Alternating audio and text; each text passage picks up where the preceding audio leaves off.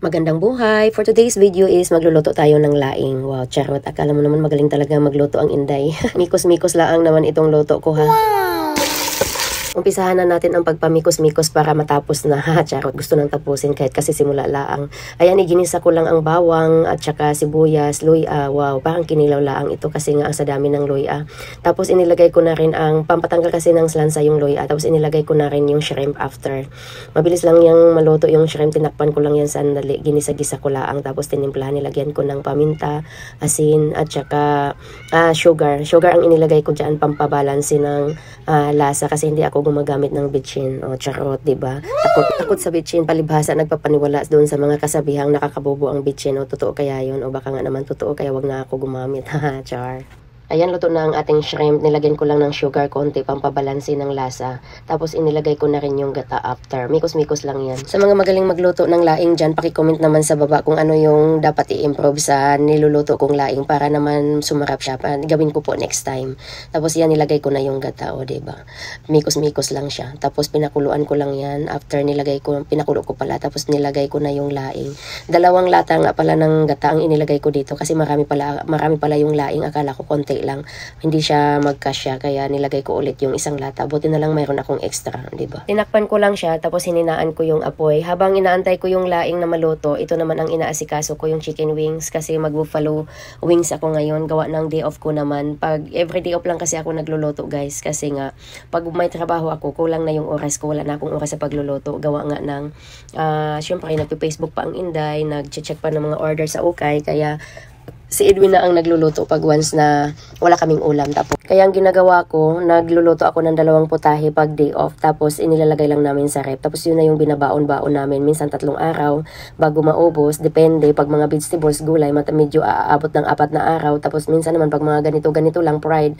So, 2 araw, 3 araw, ganun. Galawang taga-bundok ang mga person. Nakakasave din kasi kami ng oras at saka pera kasi hindi na kami na bumibili sa labas ng pagkain. Nagbabaon kami ng lunch ni Edwin araw-araw. Kaya ganun. Minamarinate ko lang yung chicken wings, tapos ng lemon, soy sauce, tapos hindi ko na nga nilagyan ng bawang yan kasi nagmamadali na akit. So, diba? Mikos-mikos lang yan.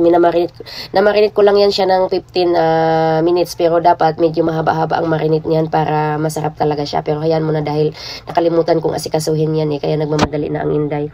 Ayan, luto na ang ating laing. Nilagyan ko pala yun ng sili para umuusok pati ilong natin. Joke. Ayan, inilagay na natin sa Tupperware ang ating laing, guys. Ayan na lang, init-initin na lang natin yan hanggang sa maubo. So, diba? Ganito din ba kayo, guys? Kasi lumaki kaming ganyan. Hanggang ngayon nakuha ko. Nung maliit pa kami, ganyan ang ginagawa namin. Adobo, mga laing, or mga anong ulam. Basta pwedeng lagyan ng rice. Yung bahaw ba? Diba? Ewan ko kung sinong makarelate nito. Comment sa baba pag ginagawa nyo din to. Ganyan ang mga galawang probinsya. Hanggang ngayon, dala-dala pa rin, diba? Pag lumaking majirap, ganun na ganun. Walang tapon. Sayang Ayan, inumpisahan ko na ang aking buffalo wings. After ko mamarinate ang chicken, ayan, inumpisahan ko na rin magprito. Sana, mashallah, makatsamba tayo nito ng lasa. Kinuha ko lang din to sa YouTube, guys. Buti na lang may YouTube. Diba? Natuto tayong magluto dahil sa YouTube. At saka sa Facebook na rin kasi maraming nagre-reels na pagkain. So, minsan naiinganyo kang magluto kasi gusto mong gayahin dahil pabida-bida tayo, diba? Pag pabida-bida, ganun yun. Ayan, naprito ko na. Muntik pa atang nasunog yung iba gawa ng nag-i-engage ako habang nagpiprito. Diba? Yan ang mga kalalabasan ng mga content creator, mga sunog ang mga niluluto dahil sa kaka-content, napasarap sa panonood at saka sa pagko-comment at saka react, ganun na ganun. Inumpisahan ko na yung aking paggisa ng sauce sa ating buffalo wings. Nilagyan ko lang siya ng paminta, chili powder at saka paprika, hot sauce at saka banana ketchup ang inilagay ko dyan. Tapos mikos-mikos na, diba?